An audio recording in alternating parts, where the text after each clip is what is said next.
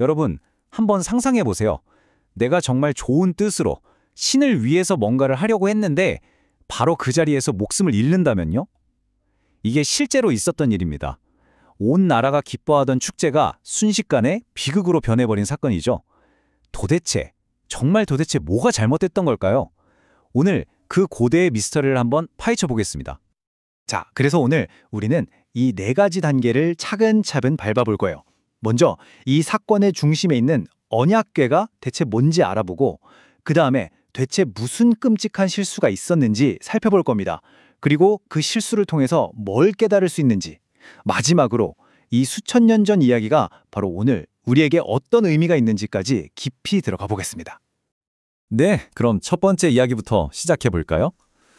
이 모든 사건의 한가운데에는 언약궤라는 아주 특별하고 또 신성한 물건이 있었습니다. 이게 그냥 금으로 덮인 예쁜 상자가 아니었어요. 그게 아니라 보이지 않는 신이 내가 바로 여기 너희와 함께 있다고 보여주는 유일한 눈에 보이는 증거였던 거죠.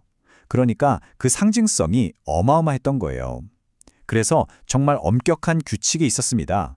함부로 만져서도 안 되고 들여다봐서도 절대 안 되는 그런 신성한 물건이었죠. 그리고 이 언약궤, 진짜 파란만장한 인생을 살았습니다. 이스라엘의 심장과도 같은 존재였다가 전쟁에서 적에게 빼앗기는 신세가 되기도 하고요. 근데 신기한 건 이걸 가져간 다른 나라에는 막 끔찍한 재앙이 일어나는 거예요. 그래서 겨우겨우 이스라엘로 돌아오긴 했는데 이번엔 또 수십 년 동안 아무도 신경 안 쓰는 창고 같은 곳에 그냥 방치되어 버립니다. 정말 기구한 운명이죠. 자, 이제 두 번째 파트로 넘어갑니다. 이렇게 모두에게 잊혀졌던 언약궤를 다시 역사의 무대 중심으로 끌어내려는 사람이 등장합니다. 아주 위대한 계획을 가지고 말이죠. 그 사람이 누구냐? 바로 이스라엘의 새로운 왕 다윗이었습니다. 다윗의 목표는 정말 분명하고 선했어요. 우리나라의 중심, 우리 민족의 마음 한가운데에 다시 하나님을 모시자, 이거였죠. 그러기 위한 첫 번째 단계가 바로 이 잊혀진 언약궤를 새로운 수도 예루살렘으로 가져오는 거였습니다. 와, 계획만 들어도 정말 멋지지 않나요? 그래서 정말 온 백성이 나와서 춤추고 노래하면서 축제를 벌였어요. 그런데 바로 그 행렬의 한가운데서 정말 상상도 못할 끔찍한 일이 벌어집니다. 언약궤를 싣고 가던 소들이 갑자기 막 날뛰는 거예요. 궤가 흔들리면서 땅에 떨어질 뻔한 그 순간 웃사라는 사람이 깜짝 놀라서 거의 본능적으로 손을 뻗어서 궤를 딱 붙잡았어요.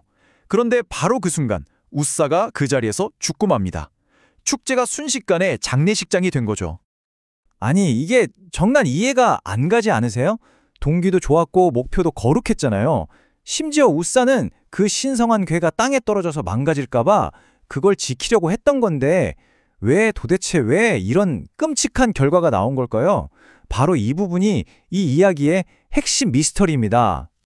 자, 이제 세 번째 파트입니다. 이 풀리지 않는 미스터리의 실마리는요, 놀랍게도 다윗의 동기가 아니라 그의 방법에 있었습니다.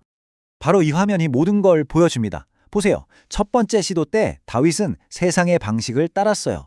예전에 언약궤를 빼앗아갔던 블레셋 사람들이 썼던 방법, 그러니까 새 수레에 싣고 편하게 옮기는 방식을 그대로 흉내낸 거죠. 편해 보이고 효율적으로 보였으니까요. 근데 그 결과는 뭐였죠? 죽음과 두려움이었습니다.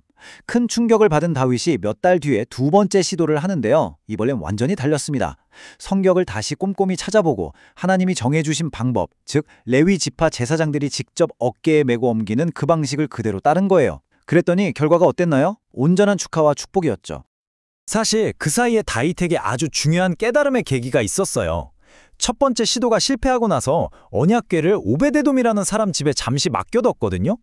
그런데 그 집에 글쎄 어마어마한 복이 쏟아지는 걸 다윗이 본 거예요. 그걸 보고 딱 깨달은 거죠. 아, 언약궤라 저주가 아니라 축복이구나. 내 방법이, 내 생각이 틀렸던 거구나. 그렇게 자신의 방법을 버리고 하나님의 방법을 따랐을 때 다윗은 그냥 언약궤를 옮기는 데 성공한 수준이 아니라 하나님으로부터 그의 왕국을 영원히 지켜주겠다는 엄청난 약속까지 받게 됩니다. 결국 이 이야기가 우리에게 말해주는 핵심 원리가 바로 이겁니다. 하나님을 섬길 때 우리의 동기만큼이나 방법도 중요하다는 거예요. 아무리 내 의리도가 선하고 열정이 넘쳐도 그 과정이 하나님의 기준, 그분의 말씀과 맞지 않으면 안 된다는 거죠. 내 생각에 이게 최선이야가 아니라 하나님은 어떻게 하길 원하실까? 이걸 먼저 묻는 게 정말 중요하다는 겁니다. 자, 이제 마지막 네 번째 파트입니다. 아마 이런 생각 드실 거예요. 알겠는데, 그래서 이 수천 년 전 금상자 이야기가 지금 나랑 무슨 상관이지? 근데요, 놀랍게도 이 이야기의 핵심 원리는 시대를 뛰어넘어서 바로 오늘 우리의 마음과 삶에 직접적으로 연결됩니다. 이 자료에서는 이렇게 설명합니다. 구약시대의 언약궤는 일종의 그림자 같다는 거예요. 앞으로 올 진짜 실체에 대한 예고편 같은 거였죠. 그 실체가 바로 신약시대의 예수 그리스도라는 겁니다. 옛날에는 금으로 만든 상자를 통해 하나님의 함께하심을 느꼈다면 이제는 예수님이라는 인격을 통해 하나님 자신을 직접 만날 수 있게 된 거죠. 그래서 이스라엘이 언약궤를 중심에 두었을 때 축복을 받았던 것처럼 오늘날 우리가 예수님을 우리 삶의 중심에 모실 때 진짜 평안이 찾아온다는 겁니다. 다윗이 예루살렘이라는 물리적인 도시의 중심에 언약궤를 놓으려고 그토록 애썼잖아요. 그럼 우리도 똑같이 질문해 볼 수 있을 것 같아요. 여러분의 마음, 여러분 생각의 구조, 그 가장 중심부에는 지금 무엇이 놓여 있나요? 만약 우리 마음의 중심에 돈, 성공, 결혼, 좋은 직장 같은 세상적인 목표가 있다면 우리는 자연스럽게 아직 없는 것, 부족한 것에 집중하게 돼요. 그러니까 늘 허기지고 불안하고 더 가져야 한다는 압박에 시달리죠. 하지만 그 중심에 예수 그리스도를 두면 관점이 완전히 바뀝니다.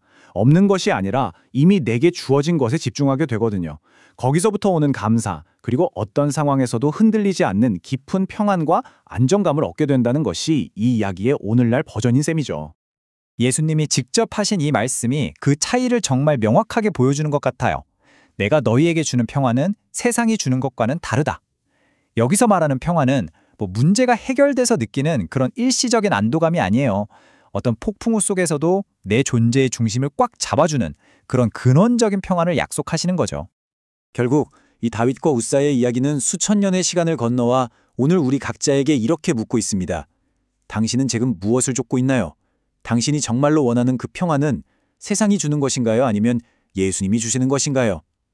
잠깐 있다가 사라질 안도감을 쫓고 있는지 아니면 영원히 마르지 않는 샘물 같은 평안을 구하고 있는지 한번 깊이 생각해 볼 만한 질문이 아닐까 싶습니다.